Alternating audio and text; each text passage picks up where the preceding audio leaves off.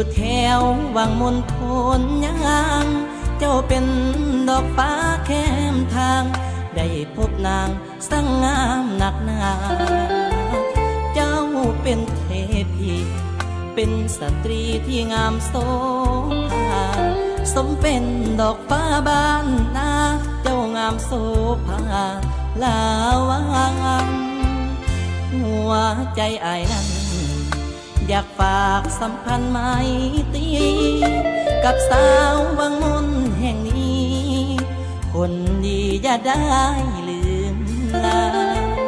อยากมาเป็นเคยอยากซื่นเสยสองแก้มกันดาอายปรารถนาอยากมาเป็นขวัญชีวิต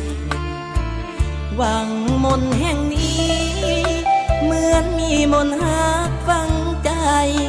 สาวงามเหมือนดวงดอกไม้ได้ไปติดใจติดตาอายหนุ่มบ้านไกลอะไรเมื่อยามจากลาขอพรเทพไทยเทวาให้ได้มาเป็นเคยวังมนหัวใจอายหล่นฮักสาววังมนเข้าแล้วอยากได้น้องไปเฮ็ดแนวสาวแก้วสาวแนวสาวดีสาวดำสาวดอนสาวพรสาววอนสาวพีเจ้าเป็นกุรักสตรีสมเป็นเทพีดอกฟ้าวังมน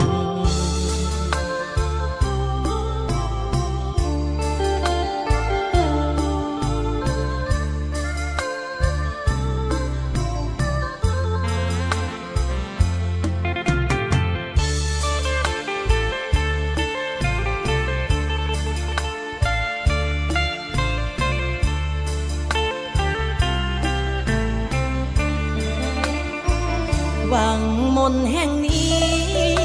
เหมือนมีมนต์หักฝังใจสาวงามเหมือนดวงดอกไม้ได้ไปติดใจติดตาอายหนุ่มบ้านไกลอะไรเมื่อยามจากลาขอพรเทพไทยเทวาให้ได้มาเป็นเคยวังมนหัวใจอายหล่นฮักสาววังมนเข้าแล้ว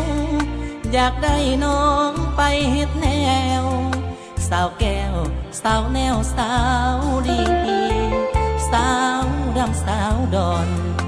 สาวพรสาววอนสาวพีเจ้าเป็นกุรักสตรีสมเป็นเทพีดอกฟ้าวัง